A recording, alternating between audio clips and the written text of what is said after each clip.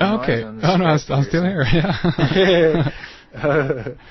Yeah, okay. You just know that you start to see the big perspective and realize that the little personal idea, well, you kind of give that up. You learn little by little, I guess, to let that go and let that dissolve into more of the universal plan, the bigger scale of things. You know? Yeah, I totally agree on the so to speak on the picture you're drawing for us there. Interesting that you also mention the sun in actually in relations to that, but because again, I mean, if we are to tie this back to the Mayans, I mean, they obviously, and the Hopis too, I believe, are speaking about the connection with the sun and with the ages. I mean, did you get this sense kind of intuitively when you in regards to civilizations and the sun, and how the sun kind of, I guess, interacts with us and our civilizations?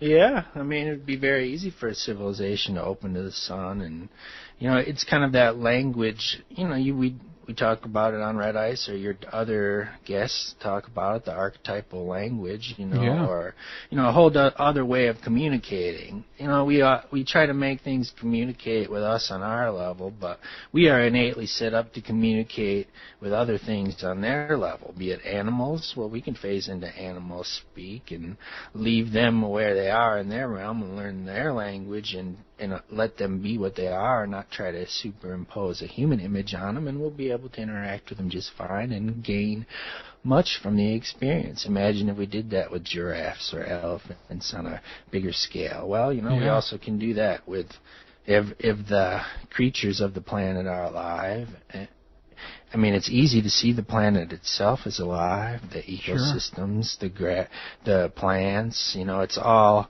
sprung forth from it's like an organic skin, and we just don't have to look at it as, again, superimposing a human body on what life must be, but planet itself is a type of body, and maybe even a more evolved type of body. What it could be better than a sphere hanging out in space? I mean, that's a pretty good body, just kind of cranking through the weather systems, and and I feel the human suppression, I mean, that fear that's perpetuated on the earth right now, and a lot of the media and chitter chatter out there causes people's subconscious to be quite troubled, which causes literally storms in the sky.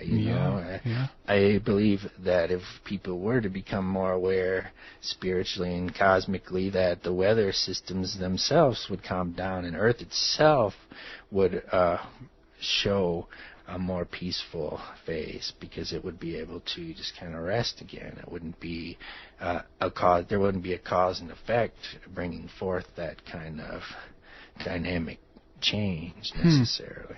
So we could say that we are in for a heck of a ride, considering that I guess we're in the process of learning how our own consciousness is connected with, as you say, with the weather and the systems of the earth, because they're really drumming the global warming issue and all of this stuff. And I mean, if that perpetuates itself as we are thinking about it and so forth, I mean, could this be the rude awakening that our consciousness, I mean, in a good way, in the end, of course, but because hopefully we're going to come out of all of this realizing that we are connected with it.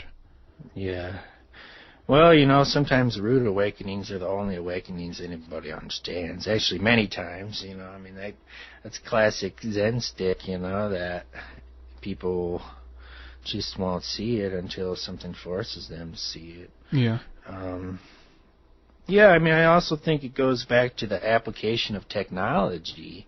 I mean, I think that, all this disturbance in people and, the destructive nature towards the environment that people have, it basically is the spiritual issue. It's from lack of heart. It's from lack of feeling interconnected with life. Sure. Sometimes frustrate people in a philosophical conversation, because for me it always comes back to life and the laws of life, and I don't see how extreme destruction is in line with the universe or an earth of creation, you know. Sure, yeah. I mean, sometimes there needs to be periods where things are cleansed in some way and compressed, and I guess that is part of the growth process. And I really believe there's a collective experience going on that is somewhat analogous to an individual's progression on the path, going back through the subconscious. I mean, we could see a whole society going back through the subconscious on the internet, how all these new takes on history and everything that ever happened, is suddenly brought back before our eyes to re-examine, And so I think even humanity right now is still a little bit of shock over being made aware of so much in so short a time. And even what the humanity's collective reality, or what they believed was life, got it was changed. It got knocked in some way, and everybody's world kind of got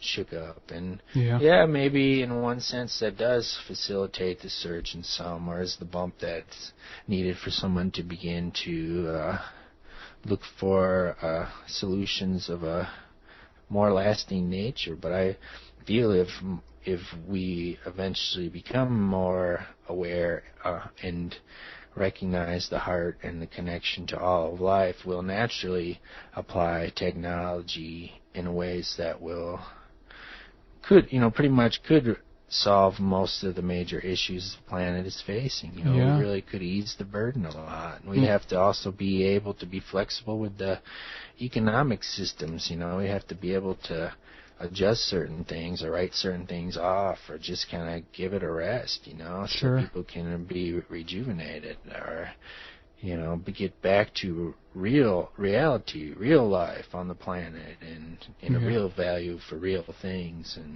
and valuing truth and spirit and art and music and culture over, war and violence and darkness and fear. Sure. I mean, it feels like we are in a kind of a underworld cycle, I guess. I mean, if in regards also, I guess, to past and previous civilizations, I don't know if you got the feeling that they too, like us, have gone through similar periods that we have. I mean, we had World War I, of course, and II feels like the kind of culmination of our dark period. But who knows? We might be in for more or a worse period yet to come. What's your take on that? Well, it's funny. I wrote a tune called Armageddon was in 1945. Yeah, I remember hearing that. That's awesome. Yeah, because there really was a extreme quality about that, a real intense, absolute purging of subconscious to some to some sense, and also, I mean, there were great and powerful forces going through people. It wasn't just people; it was forces moving through people. Yeah. That's one thing it took me a while to understand is that, let's just say a force like anger. Okay, let's say I'm angry, and I go bump into you, and you get angry, and then you're walking around all angry, and you meet 5 people, and you tick them all off, so they're all angry, and then they make a bunch more people angry, something like that. Well, you can also see beyond the people, there's a force there with its own inertia that goes and cruises through the people. Yeah. It kind of opens up. That's what some symbols do. You hold up a symbol, and pretty soon you're channeling forces, and then you channel it right through people. So, symbols can unlock gates or energies, or become a portal through which things flow, and as we see through history, some of the most intense countries were the ones who used symbols in the most blatant way. Yeah. You can see that in our modern life. We're bombarded with symbols, and I think a lot of people are numb to it or dull to it just because they're so all pervasive. And it's just that the ridiculous technique of repetition should be recognized by everybody once and for all, that if they're repeating something, it means they don't have a life, they don't have originality, they don't have spontaneity, they don't have anything real to say. So for me, it's almost like the opposite. If I hear something being droned on and on, I'm like, geez, great propaganda, you snake in the grass or whatever, It shouldn't be something that you just kind of pick up, people just pick it up and just repeat it because they're not really paying attention. They're not really disconnected from it. It's a straight line to their brain, and it wires their thoughts. And once that occurs, it's hard to unwire them or to unplug them. It's a great shock, and it's a very different way of looking at life. It's a different existence, and we talk about. Yeah, there's something you said made me think about this. You talk about ancient civilizations. It's like, in something about that enchants people. Ancient civilizations. Wow. And some of my early dreams, like even when I was a kid, before I knew that I was, like the kind of person I was, a spiritual being who was to recollect all this stuff and what that would mean to my life. I had many dreams that I, even just on my own, was able to recognize that they were different. I called them epic dreams. A dream where I felt it was more of a reality, where I was actually there, where something was actually occurring, or where I was truly experiencing living phenomenon, and just when I was a kid, even looking back on it, and see, this is another thing, you unravel, like I said, and you even unravel your dreams. Your whole life of dreams is a roadmap to your past lives and your soul. So not only do you have to go over your waking state, you have to go over your sleep state and all the dreams you've ever had, and kind of trace those back and decode those, and don't just say, disconnect from their meaning. They all can be coded back. They all have meaning. They all have purpose. They all have something they're trying to show you. And a good example was this. I had a dream. I was on my first grade playground. This was back around the time when I was in first grade, and I was swinging on the swing, and I jumped off and it ran over to the bushes on the side, opened the bushes, and there was a great step pyramid before my eyes. Oh, amazing. And I had never even seen such a thing in my life up to that point. Of course, now I've seen it many times, pictures of it, and but it opened up before me, and amazing. Later on, I remembered it and was able to trace back to my own life in that culture and that civilization. And I also saw that I had already put symbols of that around me. I had pictures of things like that. Like in my older life, like I had bought relics of that time and hadn't even really realized why. I just kind of liked them. I just felt like they appealed to me for some reason, and then come find out, so that's probably why I do like to speculate on the Mayan calendars or the 2012, or I kind of feel like I was like a priest or a witch doctor, or that kind of dude in that culture, where you had certain kind of. Then I also think maybe some of the shaman qualities I picked back up some of it might come through there too. But this is kind of an example, Yeah, sure. I mean, I think that dreams, as you say, is the closest. I guess people who don't experiment in that sense, either spiritually or through drugs or something like that, that actually enables them to go into altered states and so forth. But dreams is the real evidence of a visual mystery that actually is accessible to people. Very they just have to go to sleep and it's potentially right there. So it's a really, really awesome aspect. I totally agree.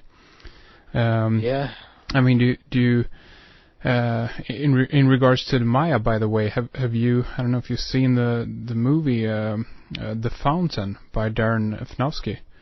No, I haven't seen it. He's the dude who did the movie Pi also.